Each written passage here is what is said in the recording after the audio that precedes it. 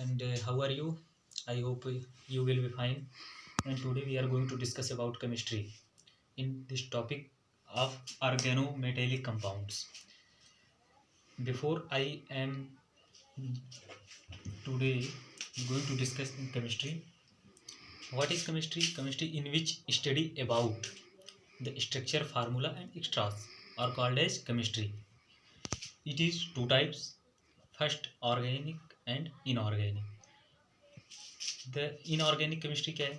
The inorganic chemistry में compound having not containing carbon atoms और called as inorganic chemistry. And organic chemistry the compound containing have the carbon atoms so are called as organic chemistry. तो chemistry मैं आप लोगों से बताना चाहता हूँ कि केमिस्ट्री को स्टडी करते समय कभी भी याद रखो, केमिस्ट्री को स्टडी करते समय आप अपने माइंड में जितना अच्छा इमेजिनेशन बना सकते हो, जितना अच्छा आप अनुभव कर सकते हो, केमिस्ट्री पढ़ने में उतना ही इंटरेस्टिंग हो जाती है. और केमिस्ट्री को पढ़ने के लिए सबसे ज़्यादा ज़रूरी होती है प्रैक्टिस. केमिस्ट्री को पढ़ने के बाद आप जितना प्रैक्टिस करेंगे उससे ही आपको वो तैयार हो सकती है. अदरवाइज इसका कोई दूसरा रटने से केमिस्ट्री तैयार नहीं होने वाली. तो हम फर्स्ट इसलिए मैंने ऑर्गेनो मेटेलिक कंपाउंड स्टार्ट किया है. बहुत कॉन्सेप्चुअल पॉइंट है ये. इनऑर्गेनिक एंड ऑर्गेनिक दोनों में आता है. ऑर्गेनिक एंड इनऑर्गेनिक दोनों में आता है. इसमें organolithium and organometallic में हम स्टडी करते हैं, उसमें टिन वगैरह इनऑर्गेनिक में स्टडी करते हैं. तो ऑर्गेनो मेटेलिक कंपाउंड है क्या? ऑर्गेनो मेटेलिक कंपाउंड को पहले ध्यान से देखिएगा. इसमें लिखा है ऑर्गेनो मेटेलिक, दो शब्द हैं इसमें. मतलब ऑर्गेनो का मतलब होता है कार्बन और मेटेलिक का मतलब होता है मेटल. निकल गया कि नहीं डेफिनेशन? जो कार्बन एटम मेटल के साथ अटैच हो, जो कार्बन एटम मेटल के साथ अटैच हो उसे बोलते हैं ऑर्गेनो मेटेलिक कंपाउंड्स. मतलब the compound having directly attached with metal और कॉल्ड एज ऑर्गेनोमेटेलिक कंपाउंड्स. इसमें आते हैं ReMgX and R2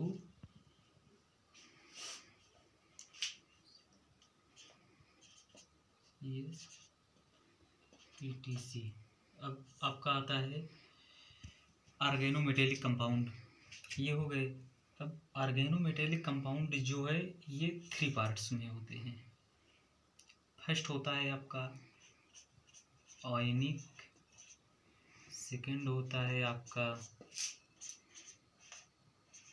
covalent and third होता है आपका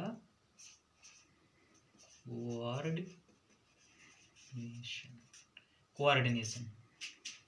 अब देखो यहाँ पर आयनिक, कोवैलेंट, कोऑर्डिनेशन किसके पार्ट हो गए? OMC के. अब आयनिक क्या है? आयनिक मतलब ये समझ लो जितने भी अल्कली मेटल्स हैं, मतलब यस ब्लॉक एलिमेंट्स के जितने भी अल्कली मेटल हैं, दीज आर द आयनिक. ये मतलब चाहे लिथियम हो, सोडियम हो, पोटेशियम हो, रुबिडियम हो या सीजियम हो, दीज आर द ऑर्गेनोमेटेलिक. आप कहीं भी बोल सकते हो कि ये जो है ऑर्गेनोमेटेलिक कंपाउंड से, जो एल्कली मेटल ऑर्गेनोमेटेलिक कंपाउंड से अटैच्ड होते हैं वो आयनिक होते हैं. आयनिक क्योंकि क्या कारण है जानते हो? कि मतलब आयनिक इसलिए कि it is the very low ionisation energy. इसकी जो आयनिक एनर्जी होती है ना जी, बहुत लोअर होती है. It is the very lower ionisation energy and that's why whenever the carbon come and contact with the metal, carbon is called as ionic organometallic compounds. मतलब जितने भी एल्कली मेटल हैं ये क्या हैं? ये वाले इस ब्लॉक के ये क्या होते हैं? लिथियम, सोडियम, हाँ, पोटेशियम, रुबिडियम, सीरियम, ये सब क्या हैं? आयनिक हैं. अब देखो जी, अब कोवैलेंट मतलब होता है जिसमें इलेक्ट्रॉन इसमें ट्रांसफ़र होता है. हाँ, सेकेंड ए के ग्रुप जितने होते हैं क्या होते हैं, कोवैलेंट। सेकेंड ए के ग्रुप जो हैं, the second A group are other group is called as क्या, कोवैलेंट। अब कोऑर्डिनेशन में क्या होता है जी, कोऑर्डिनेशन में जो होते हैं कि ये कार्बन जो है किसी के साथ अगर डबल बॉन्ड बना के बैठता है कार्बन कार्बन, तो ये बोलते हैं कोऑर्डिनेशन। चाहे carbon carbon with triple bond, ये हो गया एल्कली मेटल, ये हो गया एल्काइन मेटल, ये किसी के साथ क्या बना के बैठते हैं, कोऑर्डिनेशन। कोऑर्डिनेशन बना के बैठते हैं, इसलिए ये इसमें फॉर्म्ड बाय ट्रांजिशन मेटल्स और कॉल्ड एज कोऑर्डिनेशन। तो आपको ये समझ में आया कि नहीं जी, इसको ध्यान देना। आयनिक मतलब होता है इसका जो है आयोनाइजेशन जो होता है ये वेरी लोअर होता है, ये वेरी लोअर होता है। और ये वेरी लोअर होने के कारण ये अपने इलेक्ट्रॉन को क्या कर देता है, ये अपने इलेक्ट्रॉन को लॉस कर देता है।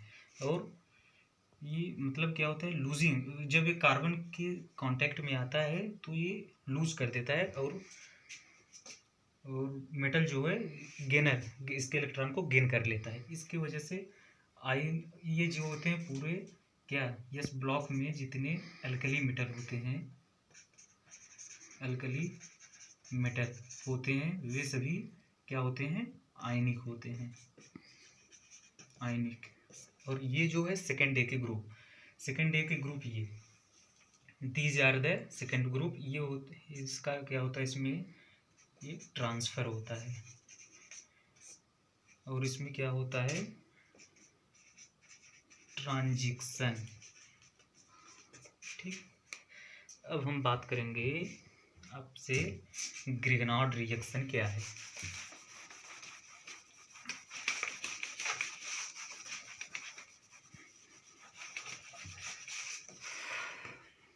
दोस्तों थोड़ा प्रॉब्लम हो रहा है अभी कि ट्राइपॉड है नहीं, इसकी वजह से एक दो दिन में हो जाएगा, तो आपको ये समस्या नहीं होगी। ठीक है, तो अभी हम डिस्कस करने जा रहे हैं ग्रिगनार्ड रिएक्शन। ग्रिगनार्ड रिएजेंट जो होता है जी, ये होता है the compound having RMGX is called as Grignard reagent. इसको डिस्कवर करने वाले थे विक्टर ग्रिगनार्ड। तो ग्रिगनार्ड रिएक्शन जो होते हैं, the compound having attached with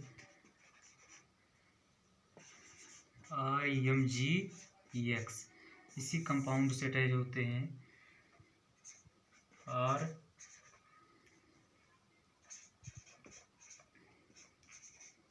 called as Grignard reagent.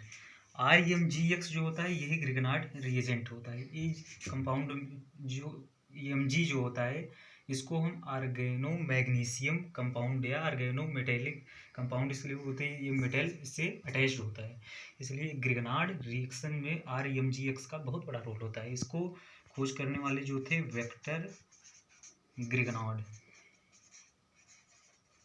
अब देखो, अब इसमें क्या आते हैं, RMG ये तो है इसमें। अब इसके साथ जो होते हैं C2H5, इसमें होते हैं C2H5 MgBr,